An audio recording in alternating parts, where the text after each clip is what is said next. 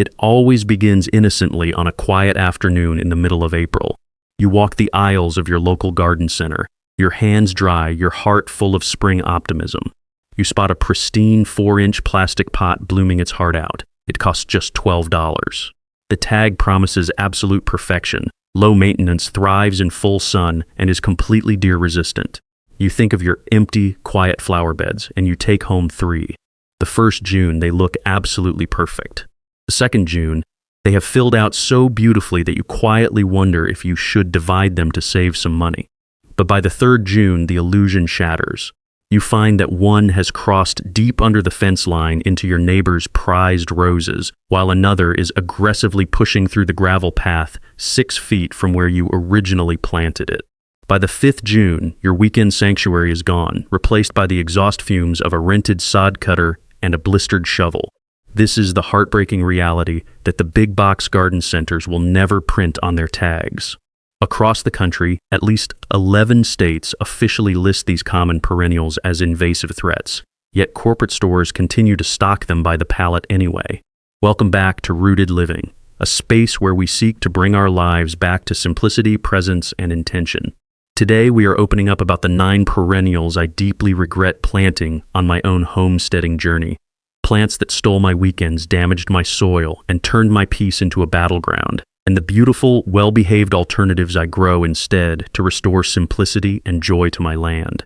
Let's make sure you never have to fight these battles. Every single plant on this list is sitting in a big box garden center this weekend with a hopeful, colorful tag.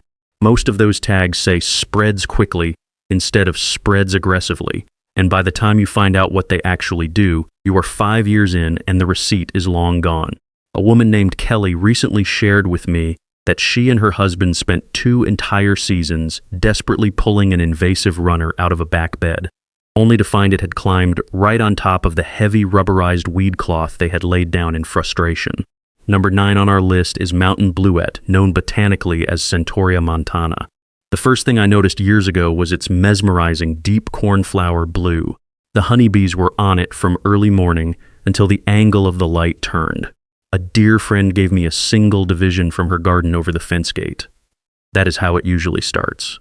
I planted it in a quiet corner by the gate, dreaming of a soft cottage-style border. But by the 3rd spring, I did not have 1 plant. I had 11. The original had silently seeded itself into my gravel path, into the cracks of my patio, and into the lawn 10 feet away. The seedlings come up looking exactly like the parent, only there are dozens of them, and they bloom for only 2 fleeting weeks in May before becoming dry, brown, ragged sticks by June. Connecticut classifies it as potentially invasive and bans its sale, while Washington state has it on their regulated list. Instead of fighting this honeybee trap, I now grow Catmint Walker's Low, or Nepeta racemosa. It offers the same beautiful, long blue flowering, the same height, and the same heavy bee traffic, but it is completely sterile. It was the Perennial Plant Association's Plant of the Year in 2007 for a reason. Plant 1 and you will have one, not 11. Number 8 is lamb's ear, or Stachys byzantina. The nursery label says silver, but it is actually a pale gray-green, and it is as impossibly soft as the inside of a child's wrist. My grandmother grew a beautiful velvet swath of them along her front walkway, and she let me run my 5-year-old hands across the leaves. That memory is why I planted them. But memory is a terrible, dangerous reason to put something in your garden. For 3 magnificent weeks in late May, the rosettes look spectacular. Then the first heavy summer thunderstorm rolls through. The soft, fuzzy leaves flatten to the wet ground, sodden and gray, and they simply never stand back up. By July, it is a rotting mess, and by August, it is a brown mat you must pull out by the handful, only to discover tough white stolons running aggressively underneath your soil, choking out your adjacent iris beds. Instead, I plant Artemisia silvermound, or Artemisia schmidtiana. Its thread-like silver foliage forms a tight, perfect dome that never flops in the rain, never runs, and stays exactly where you put it, remaining soft enough for a child to enjoy. Number 7 is sweet woodruff, or Galium odoratum. This one breaks my heart because it is so incredibly fragrant. It smells the way I want my entire homestead to smell, like fresh hay and warm vanilla, especially when you step on a patch in the summer rain. The Germans dry it for May wine, and it blooms with tiny, starry white flowers under the shade of mature oak trees in May. It looks like the cover of a romantic gardening book. It is also a relentless rhizome spreader that simply does not know how to stop. I planted a single 1-gallon pot under the dark corner of my porch where nothing else would grow. 5 years later, it had aggressively filled 400 square feet. 10 years later, it was pushing up directly under the home's foundation. By the time I gave up and laid down heavy rubberized weed cloth, it was growing directly on top of the barrier. It is relentless. It is not on most state invasive lists because botanists assume it confines itself to gardens. But in a real garden, it confines itself the way a fire confines itself to a kitchen. The plant I put there now is wild ginger or Asarum canadense.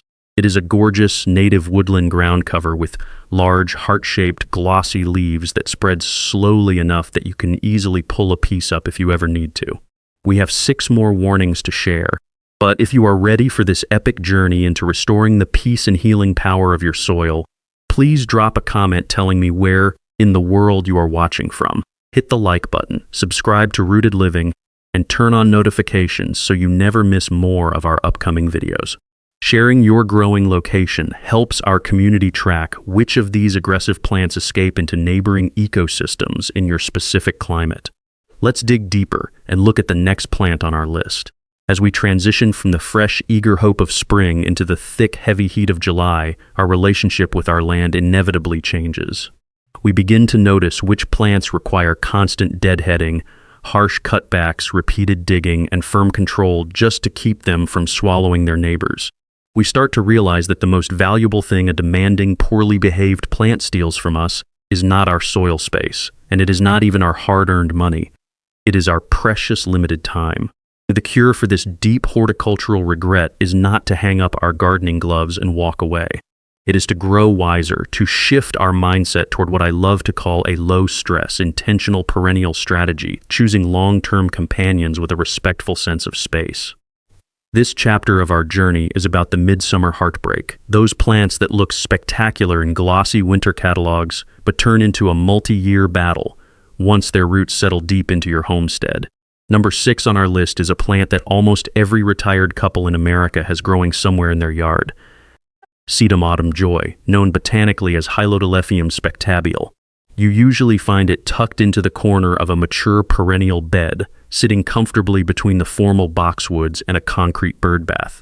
It is highly favored by catalog editors because it photographs beautifully in the late summer when almost everything else in the garden has faded and gone to seed. It starts as tight green clusters that look remarkably like fresh heads of broccoli, slowly warming into a soft pink before maturing into a dusty rustic red by October. The first year you plant it, it stands beautifully upright. The second year, it holds its structure. But by the third year and every single autumn after, a frustrating structural weakness reveals itself. Just as the heavy flower heads prepare to put on their grand finale in August, the stems weaken under their own weight.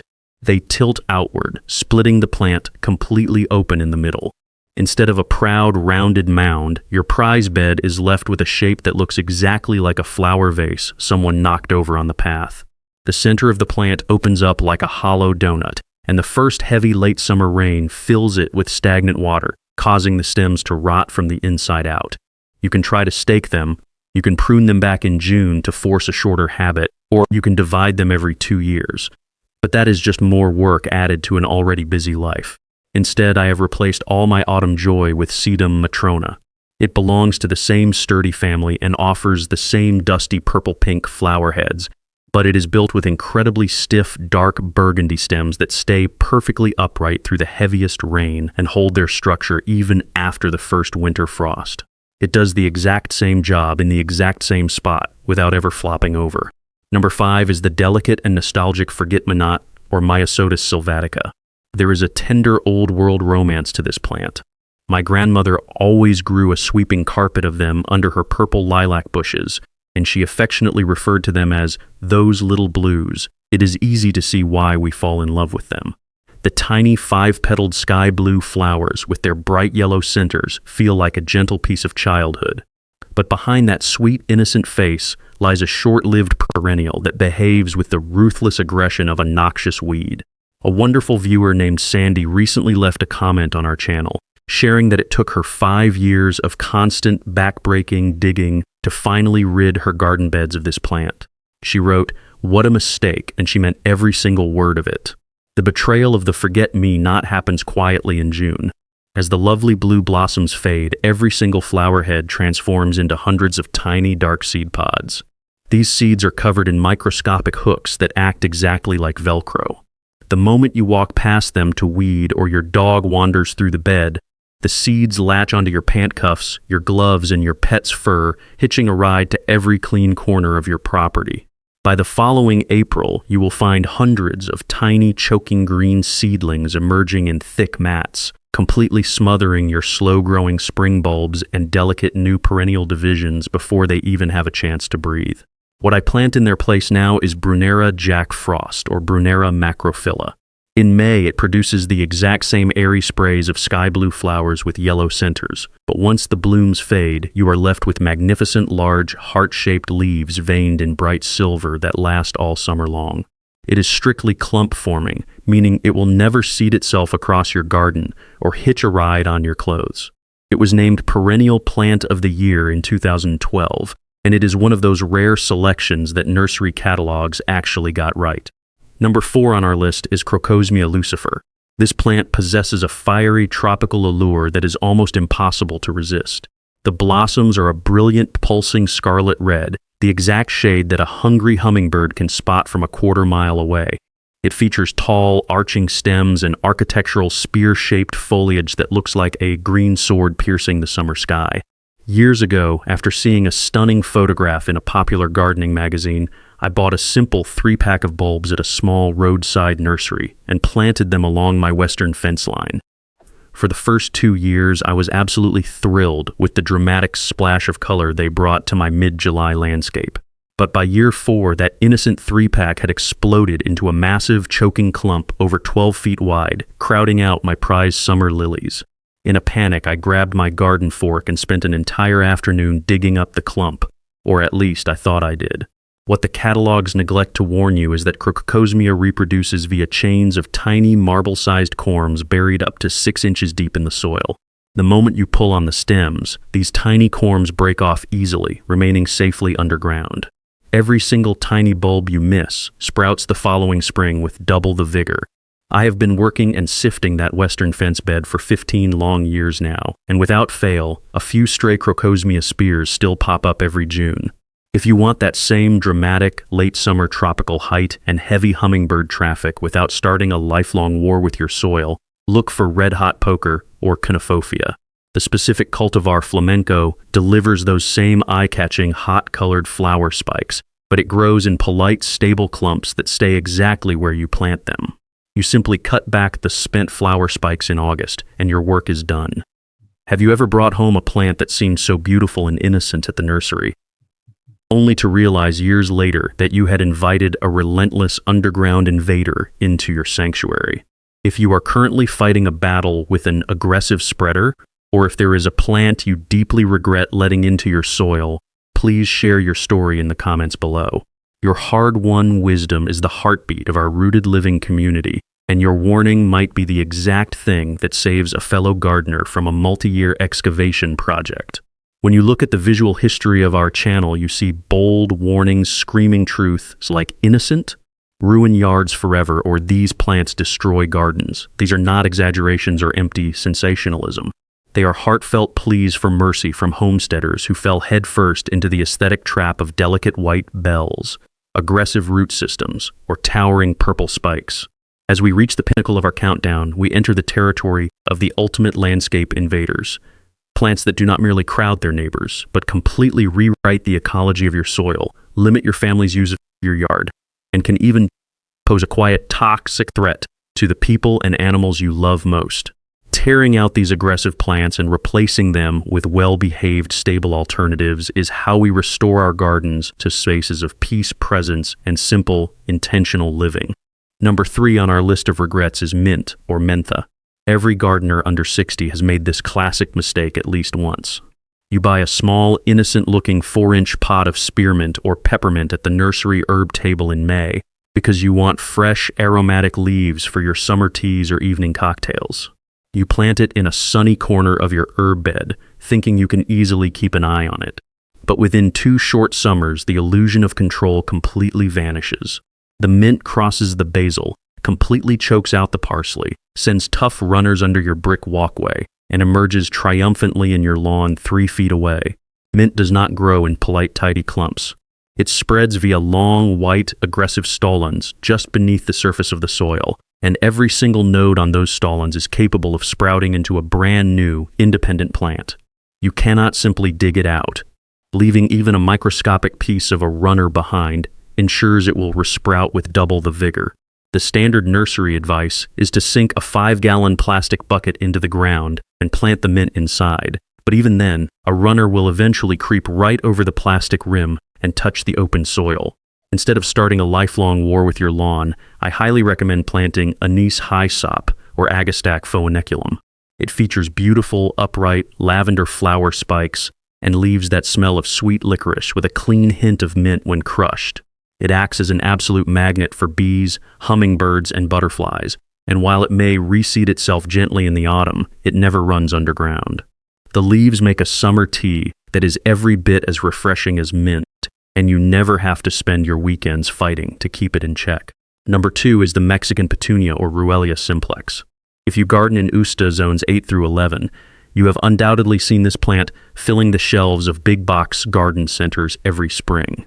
Corporate nurseries move pallets of it, promoting it as a tough, heat-tolerant lifesaver with lance-shaped leaves and gorgeous purple trumpet flowers that bloom continuously from May until the first winter frost. A viewer named Pam recently shared a heartbreaking story in our comments. She spent years helping her elderly neighbors dig this plant out of their yards. And she even declined to bid on a house she absolutely loved because the entire backyard had become a thicket of Mexican petunia that would have required a bulldozer to clear. That is not an exaggeration. The state of Florida officially classifies it as a Category 1 invasive, their highest ecological threat level. When the seed pods dry and get wet, they explode, shooting seeds in all directions, while the roots spread aggressively through a rhizome network that seems to run all the way to China. A far better, well-behaved choice for intense summer heat is Salvia black and blue, or Salvia guaranitica. It delivers striking, tubular cobalt blue flowers from June to frost, acts as a sanctuary for local hummingbirds, and is strictly clump-forming. It gives you the same dramatic height and tropical color without ever escaping into local wetlands or becoming a regulated weed. Finally, we arrive at number 1, the single perennial I would warn the previous owner of your house about if I could somehow send a letter back in time. Star of Bethlehem or Ornithogalum umbellatum. It features 6 delicate, snowy white petals around a clean green stripe on the back of each flower, looking like miniature daffodil foliage as it puts up a delicate spray of star-like blossoms in late April. It was brought over by European settlers in the 1700s, and it has been aggressively invading American soils ever since. 6 different state university extension offices, including Cornell, Penn State, Rutgers, and Ohio State, have published urgent warnings about this bulb, yet it still sits in spring catalogs. The bulbs reproduce by rapid offset division, creating a dozen baby bulbs every season, which in turn create a dozen of their own. You cannot pull them up. The papery brown bulb breaks off easily at the neck, leaving the daughter bulbs safely underground to multiply. Even worse, the entire plant is highly toxic. It contains cardiac glycosides, the same deadly compounds found in foxglove and oleander, which can poison children, kill family pets, and cause livestock to waste away and die. A viewer named Serena wrote that she has spent years of persistent effort trying to eradicate a patch left by a previous owner, but she cannot. I am still digging them out of my own homestead beds years after moving in. What I plant instead is Siberian iris, or Iris sibirica. It features elegant, slender, upright foliage and gorgeous blue, purple, or white flowers in May. It is strictly clump-forming, highly well-behaved, and completely deer-resistant. The cultivar Caesar's brother is the gold standard. Once planted, it will live in the exact same spot, in the exact same shape, for the rest of your life, ensuring that nobody else inherits a landscape disaster. Tearing out these problematic plants and replacing them with well-behaved alternatives is how we restore our gardens to spaces of peace and simple, intentional living. Have you ever inherited a garden nightmare from a previous owner? Or Are you currently battling an invader that makes you want to rent a bulldozer? Please drop your experiences and your state in the comments below. Your real-life wisdom is the heartbeat of this community, and your warning might save a fellow gardener's back, weekends, and neighborly peace. To support our mission of honest, research-backed garden guidance and low-stress homesteading, subscribing to Rooted Living is a simple but highly impactful step. If you are gardening in your 50s, your 60s, your 70s, and beyond, and most of you watching this are, these are the lessons I wish someone had given me 30 years ago. Save your back, save your weekends, save your neighbor's roses. If you have a plan on this list or one I missed, drop it in the comments and subscribe if you want the next one. There is always a next one.